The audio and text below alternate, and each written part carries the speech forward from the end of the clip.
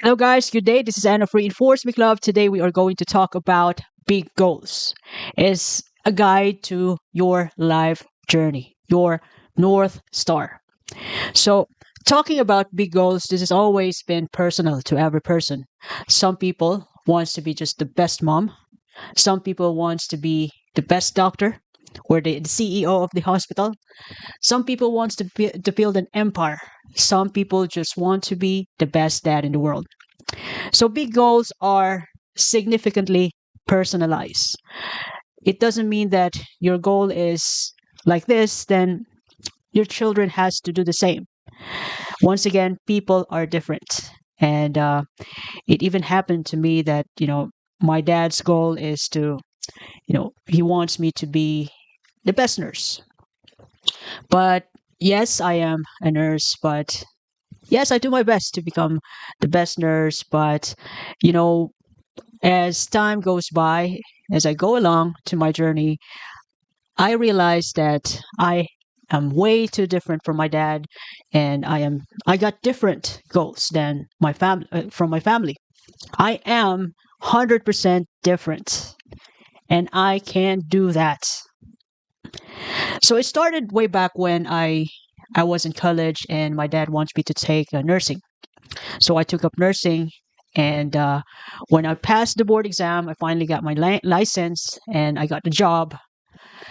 So I'm working as a nurse that time. So that was 4 years after I graduated. So that was 2008, and then 4 years after that, I started to have a permanent job. But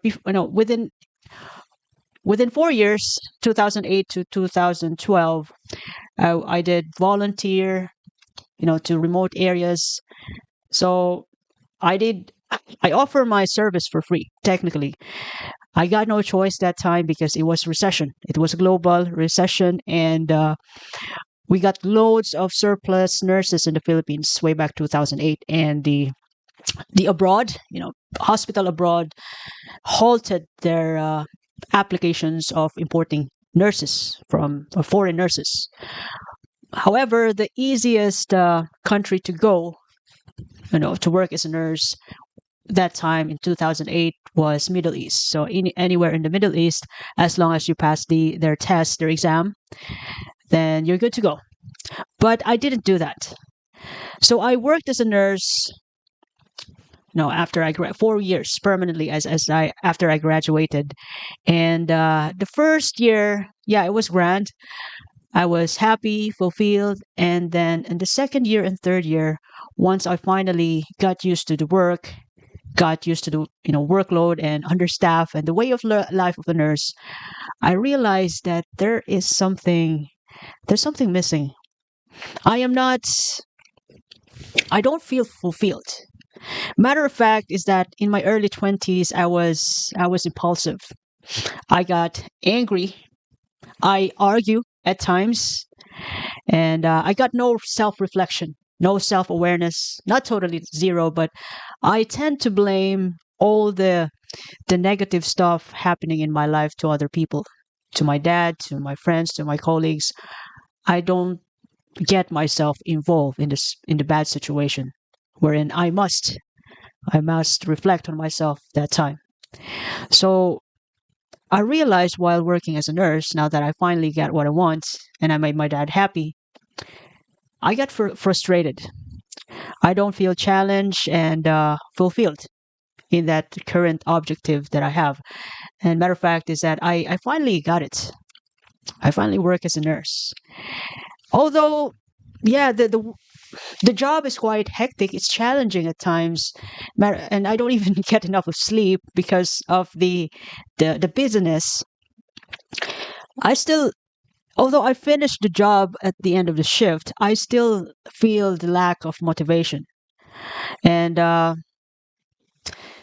feel like I'm within my comfort zone. I'm not ambitious enough. I feel discontented. I feel bored, and although I already got what I want after all the hard work of passing the board exam, getting my license, and going to school for 4 years, having a good time with my friends, And at that time that I finally become a nurse, I feel like I still have underachievement. I feel like small, and I don't know if it's. I'm not sure if I ever regret those days, but those were the bad times. Like in my early 20s, those were the worst times compared to my teenage life. So 20 to 25 years old. I I go to parties, I got drunk and then work and drunk and work, and I wake up late, early afternoon. So as if like I was depressed. Maybe that was depression though, but I don't have a sense of direction in those times. It was the sad days of my life. I feel frustrated that I'm not enough. And I even created a thought that, you know, since I was already a nurse, I already got the goal, and I also created the another goal, which is to go to America and become a registered nurse, USRN, and that made me happy. But the USA was closed that time. They're not taking nurses. They have they have the national financial problem that time, and what happened was, it was I wasn't in a good form. And then as time goes by, I have decided to go to Saudi Arabia because I need to really dig in deeper what is the thing that I wanted most. And so I applied to Saudi Arabia with the help of a good friend of mine. And when I got there, I was alone. I was without my old friends. I was independent from my family. So I was away from my family.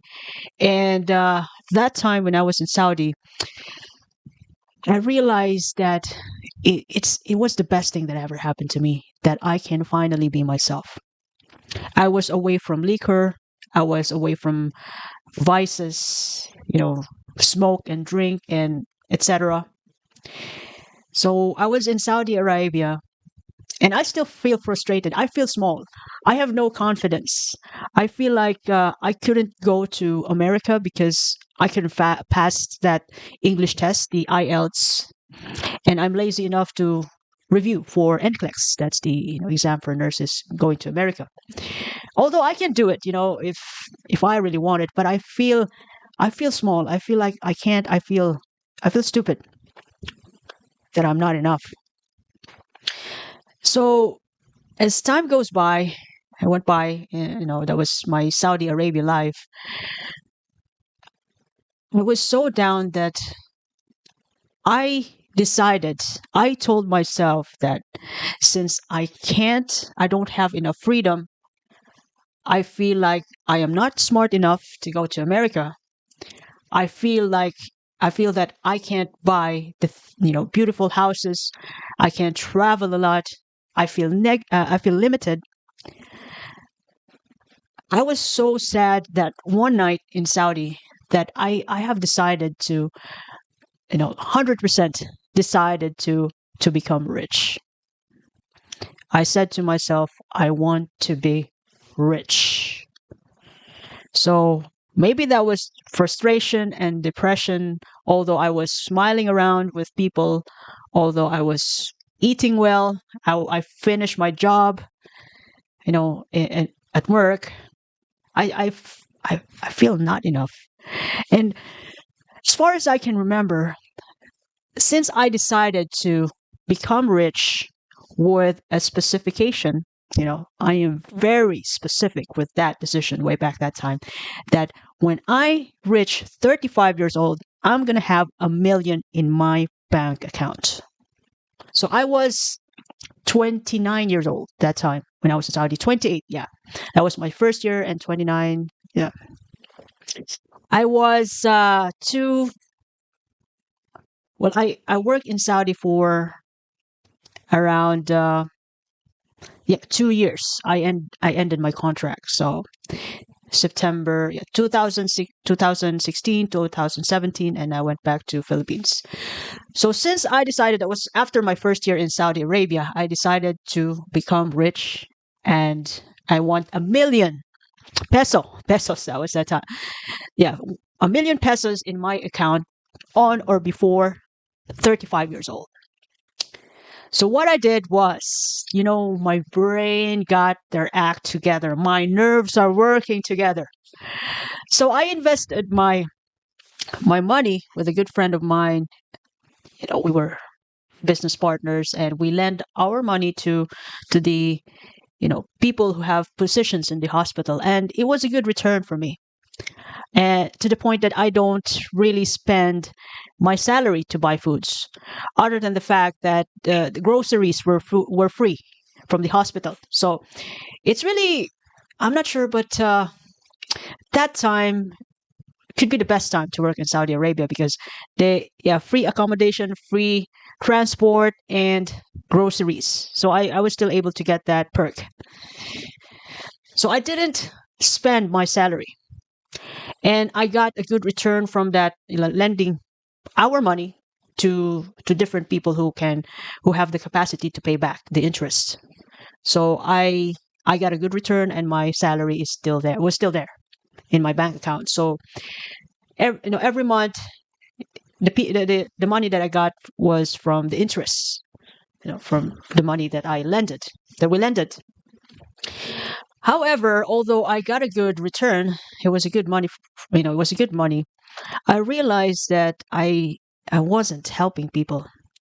I was lending money to those people who have most probably spending problems, because bad spending habits, because they cannot able to pay the capital. They're just paying interest, which made us, which made us the capitalist a great deal, but I wasn't helping them. So that made me turn off. So I withdraw my money from my business partner, and I even started selling, uh, what do you call that? Power bank, designed power bank. I imported products from China. I made my own. I made my own website selling ebooks. So ebooks that time was quite a good of a deal. Ebooks. So those businesses that I built went down. It wasn't successful, except to that lending business, which I wasn't happy with that business. So I withdraw my capital. So I made a couple of mistakes. I invested some of my money to a friend of mine who sells fruits, but he ended up taking the money without giving me anything.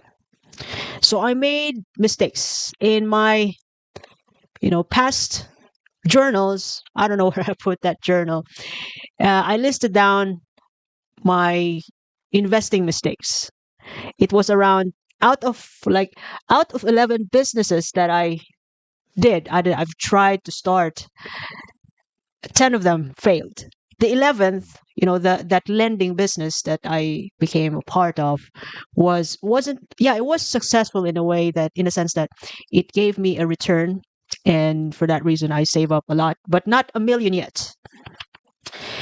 I was able to save up a lot, and I was quite happy. When you're getting rewards out from your effort and taking risk, you're going to be happy.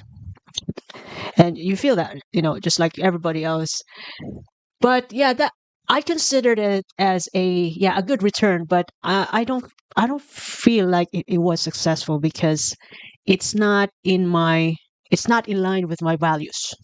It was just about money. So I don't feel fulfilled when I got, you know, when I got the great deal of money, because I feel like I wasn't helping people. I buried them with debts. So yeah, I cut off that business, and then I just keep saving money. But it wasn't,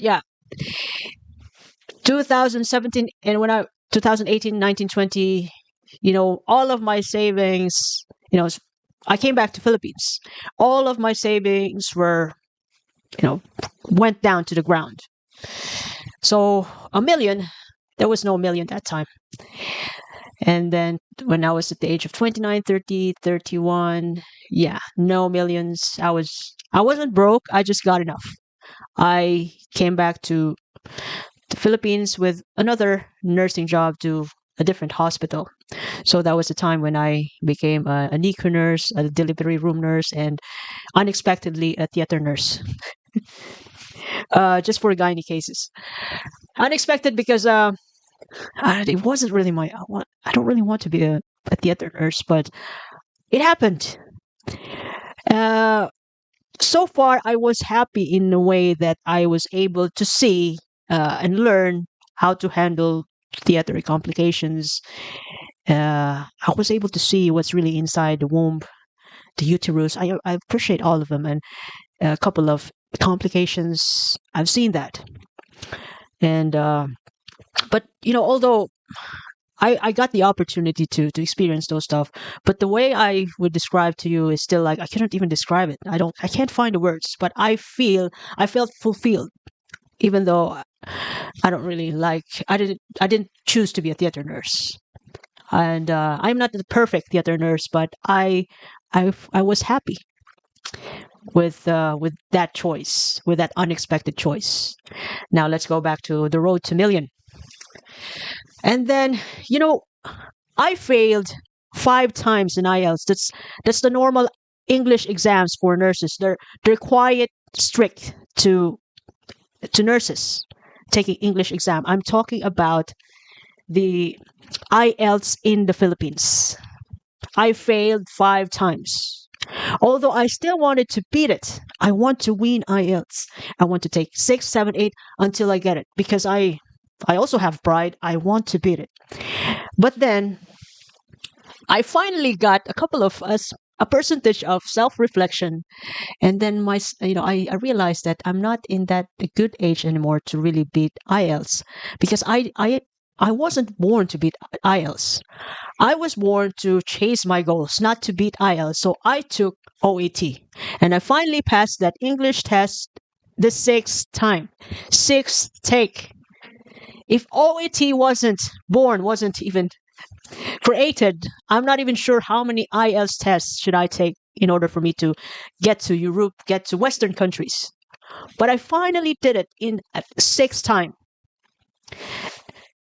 And now I finally in I was finally in Europe up to this time. And you know what? The truth is, I was able to get that a million before 35 years old. It's not if it's even more. And then since that happened, since I passed the F and IELTS test, I mean English test, in the 6th time, I realized that since I am an angry person, I am stubborn. I argue at times. I got negative energy in me. I realized that when you focus those energy to the right thing, you can neutralize that dark side of yours. So if you're angry like me, angry, frustrated, impulsive, it's way better to take that effort energy and get that to your big goals. And I realized that, the only way you can understand your life is by way of looking back because I can't see the future. I can only have a clue about the future by way of how I am doing today, my effort today. But when I look back to, from the present to the past, I realize that, you know, when people get what they want, it could be career, it could be, they became a manager, they finally built an empire, their business is getting, in good form. If when people aren't happy, when people are not happy at that stage that everything is going well, I realize that those people, including myself, those people have goals which aren't big enough. They have small goals. And having the opportunity to realize that you're hitting, you finally hit the goal, but As time goes by, you're not happy. You end up still frustrated. You end up not enough. That is the greatest opportunity that ever happened in in that stage of your life. Just like what happened to me. That in the midst of your frustration and and unhappiness, that although you already get what you want, it's an opportunity for you to really recalibrate your goals, your values, to reflect on your values, to recalibrate your goals into something bigger. Allow yourself to think without limitation. So it's time to really maneuver or tweak your goal into make it something bigger, level up. And if you can't find really what you want, what are those big goals, you can seek inspiration. You know why I decided to be rich, although I'm not really rich right now, because I have recalibrate my goals again. I make it much clearer. I haven't get to that point, but I'm working every day, and that makes me happy. That fuels me every day. So if you can't find what you want in life, the greatest thing that ever happened to me, and I have learned from other people and then apply it to myself, is that if you can't find anything good, create it. Create. Expand your vision. You know, think about it. Think about the possibility that you have a greater impact with your one life. You can reach, you can inspire people, not doing big things, but just even smaller things. You don't have to impact the rest of the populations in the Philippines. You just have to start bringing, inspiring the people around you, your friends, your colleagues, even one of them, two of your colleagues, inspire them to a better person.